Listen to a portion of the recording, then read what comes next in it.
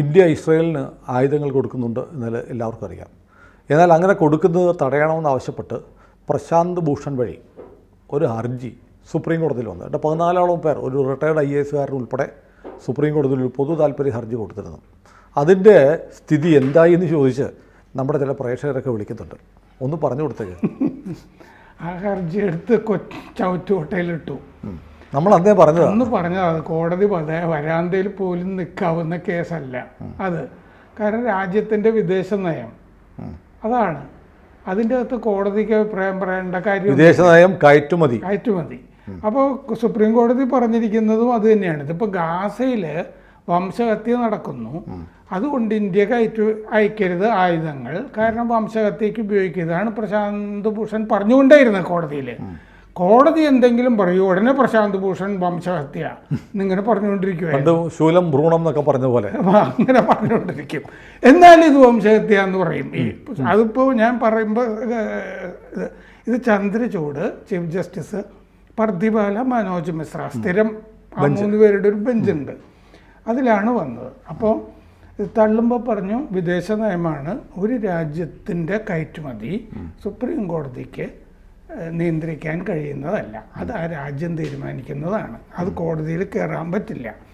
അപ്പോൾ ഇയാൾ പറഞ്ഞു 32-ാം വകുപ്പ് പ്രകാരം ഭരണഘടനയിലെ ആർട്ടിക്കിൾ അനുച്ഛേദം 32 പ്രകാരം ലൈസൻസുകൾ റദ്ദാക്കാം ഈ കമ്പനികളുടെ കയറ്റുമതി. അതായത് അതിൽ പറഞ്ഞിരിക്കുന്നത് ആയുധങ്ങളുടെ കയറ്റുമതി, ഇതൊക്കെ ഇസ്രയേലിനുള്ളതൊക്കെ നിയന്ത്രിക്കാൻ പറ്റും എന്ന് ഇയാൾ പറഞ്ഞു.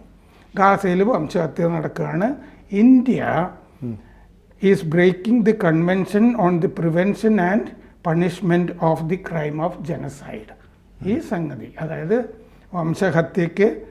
വംശഹത്യ തടയുക, അങ്ങനത്തെ കൺവെൻഷൻ അത് ലംഘിച്ചുകൊണ്ടിരിക്കുകയാണ് ഇന്ത്യ എന്ന് പറഞ്ഞുകൊണ്ടിരുന്നു. അപ്പോൾ സുപ്രീം കോടതി പറഞ്ഞു, അല്ല 162 എന്ന് പറഞ്ഞിട്ടൊരു വകുപ്പുണ്ട്, അനുച്ഛേദം 162. അപ്പോൾ അതിൽ രാജ്യാന്തര കാര്യങ്ങൾ ഒക്കെയാണ് പറയുന്നത്.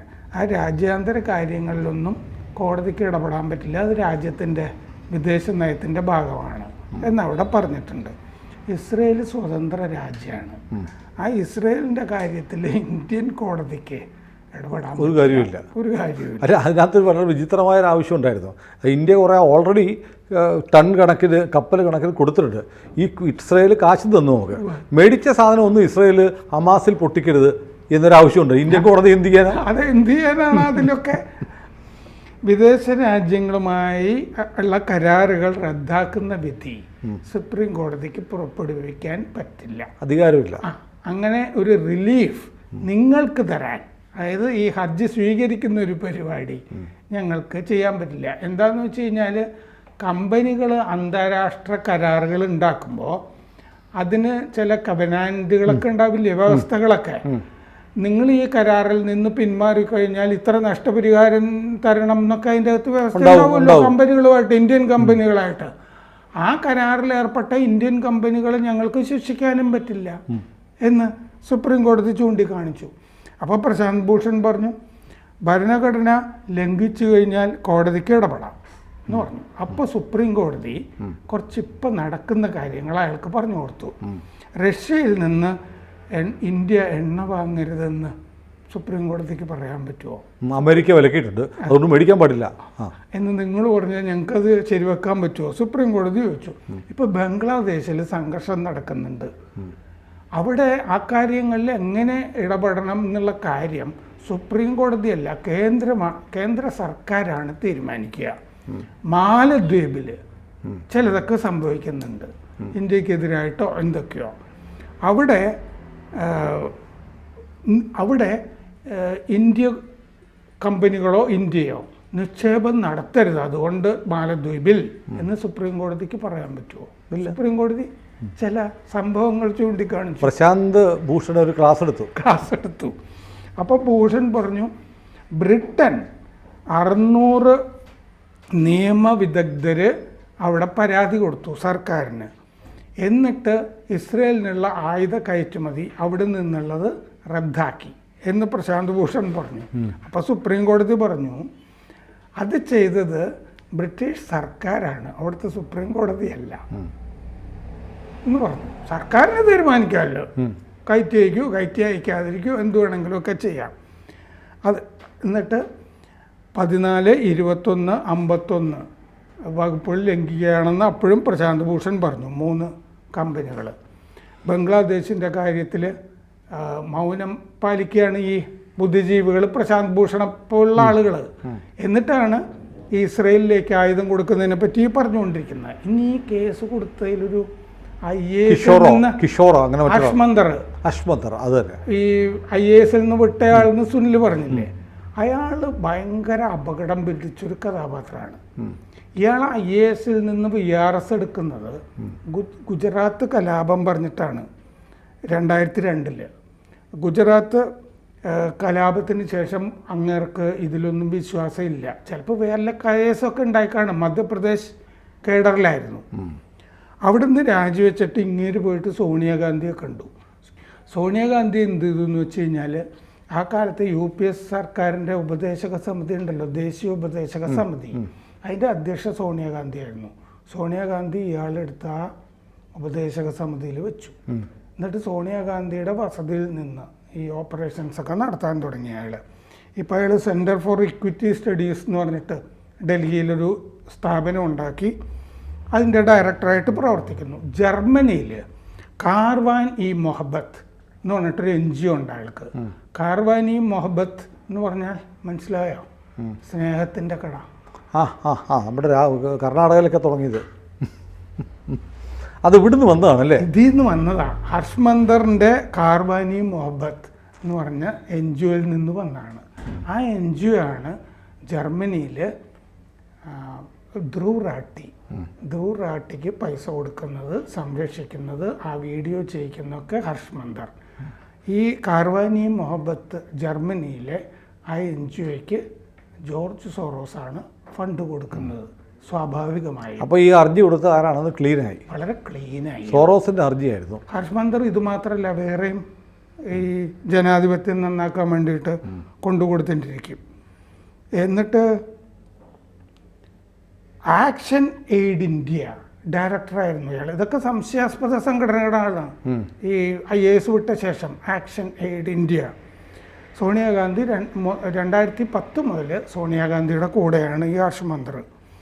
ഇപ്പോൾ കഴിഞ്ഞ കൊല്ലം മാർച്ചിൽ ഇയാൾക്ക് പല NGOs ഉണ്ട്. അമൻ ബിരദാരി.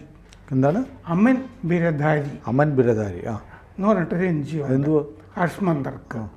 അത് പ്രീണനം ഇങ്ങനത്തെ സംഗതികളൊക്കെയാണ്. ഇയാൾ മറ്റേ പഞ്ചാബുകാരനാണ്.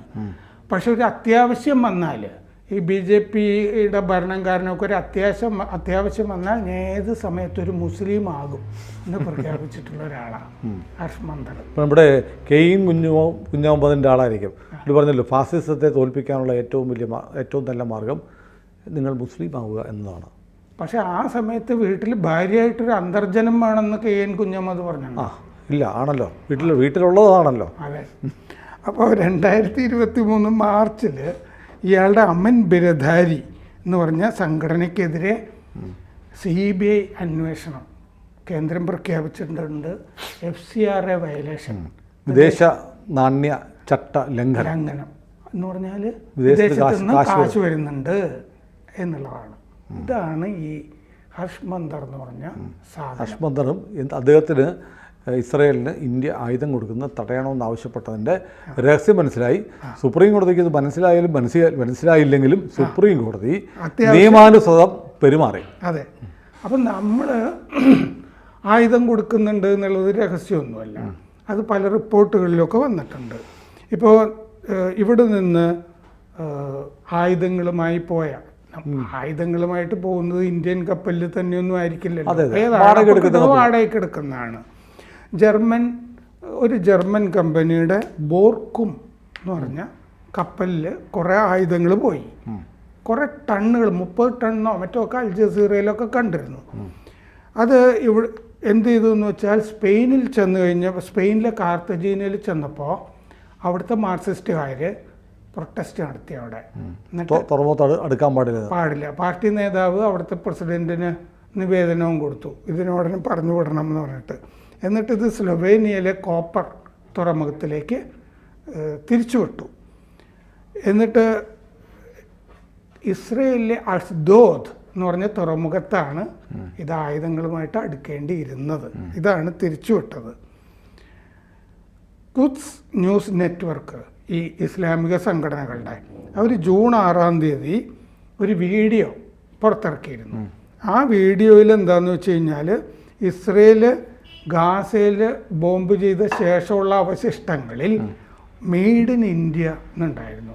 ബോംബ് മൊത്തമായിട്ട് ഇന്ത്യ ഉണ്ടാക്കിയതല്ല, നമുക്ക് ഇവിടെ നിന്നുള്ള പ്രീമിയർ എക്സ്പ്ലോസീവ്സ് ലിമിറ്റഡ് എന്ന് പറഞ്ഞ കമ്പനി ഇസ്രയേൽ കമ്പനികളുമായിട്ട് പങ്കാളിത്തമുണ്ട്. അപ്പോൾ അവരാണ് ബറാക്ക് മിസൈലുകളുണ്ടല്ലോ ഇസ്രയേലിൻ്റെ, അതിന് സോളിഡ് പ്രൊപ്പല്ലൻസ് കൊടുക്കുന്നത് പ്രീമിയർ കേബിളാണ്. ഒരു അദാനിയുടെ ഒരു കമ്പനി കൊടുക്കുന്നുണ്ട്, അദാനിയുടെ ഒരു കമ്പനിയും കൊടുക്കുന്നു. മ്യൂണീഷ്യൻസ് ഇന്ത്യ എന്നുള്ള സ്ഥാപനമുണ്ട്. അദാനി ഡിഫൻസ് ആൻഡ് എൽബിത്ത് സിസ്റ്റംസ്, അവർ ഗാസയിൽ ഉപയോഗിക്കുന്ന ഡ്രോണുകൾ അവർ നിർമ്മിക്കുന്നുണ്ട്, ഈ അദാനിയുടെ കമ്പനി. അദാനി ഇപ്പോൾ വലിയൊരു പങ്കാളിത്തം വരാൻ പോകുന്നുണ്ട്, ഒരുപാട് ബില്യൺസിൻ്റെ ഇസ്രയേലിലെ ഡിഫൻസ് കമ്പനിയുമായിട്ട് പങ്കാളിത്തത്തോടുകൂടി ഇവിടെ ഒരു കമ്പനി വരാൻ പോവുകയാണ്. അപ്പം അങ്ങനെ ഈ വിവരങ്ങളൊക്കെ പുറത്തുവിട്ടിരുന്ന Stockholm International Peace Research Institute എന്ന് പറഞ്ഞൊരു സംഘടനയുണ്ട്. ആ സംഘടനയും ഈ സോറോസ് പോലുള്ള ആളുകൾ ഫണ്ട് ചെയ്യുന്നതാണ്. വളരെ സംശയാസ്പദമായിട്ടുള്ള സംഘടനയാണ്. ഈ സമാധാന ഇൻസ്റ്റിറ്റ്യൂട്ട് എന്നൊക്കെ പറയുന്നതൊക്കെ ഇങ്ങനെ ഇരിക്കുമല്ലോ, സമാധാന ഇൻസ്റ്റിറ്റ്യൂട്ട്, ജനാധിപത്യ സംഘടന എന്നൊക്കെ പറയുന്നത്. അതുപോലത്തെ ഇടയ്ക്കിടയ്ക്ക് ഇന്ത്യക്കെതിരെ ഇവരിങ്ങനെ പറഞ്ഞുകൊണ്ടിരിക്കുന്നത് കാണാം. ഇത്തവണത്തെ കളിയേറ്റില്ല, ഇത്തവണ തീരെ ഏറ്റില്ല, വരാന്തയിൽ പോലും നിന്ന്. അപ്പോൾ ഇന്ത്യൻ ബോംബുകൾ, വെടിയുണ്ടകൾ ഇനിയും ഇസ്രയേലിൻ്റെ തോക്കിലുകളിൽ നിന്ന് പുറത്തേക്ക് വരും. ജാഗ്രത. ഇന്ത്യ ഉണ്ടാക്കുന്നതാണ്, നല്ല കൃത്യമാണ്, കൊണ്ടവർക്ക് കൊണ്ടതായി അറിയാം. Made in India. ഇന്ത്യ 145 രാജ്യങ്ങളിലേക്ക് ആയുധങ്ങൾ കയറ്റി അയക്കുന്നുണ്ട്. നമുക്ക് കച്ചവടത്തിന് ഒരു വഴി തെളിഞ്ഞാൽ ആ കച്ചവടം നന്നായി നടത്തുക എന്നുള്ളതാണ് ഇന്ത്യ സർക്കാർ ചെയ്തുകൊണ്ടിരിക്കുന്നത്. ഗുജറാത്തിലെ ബനിയകളൊക്കെ ചെയ്തുകൊണ്ടിരുന്ന അങ്ങനെയല്ലേ? അല്ല, അതിൽ കുരു പൊട്ടിയിട്ടൊന്നും ഒരു കാര്യമില്ല, പൊട്ടിച്ചുകൊണ്ടേയിരിക്കുക. കൂടുതൽ വാർത്തകളും വിശേഷങ്ങളും നിങ്ങളിലേക്ക് എത്താൻ ABC മലയാളം സബ്സ്ക്രൈബ് ചെയ്യുക, ബെൽബട്ടനും അമർത്തുക.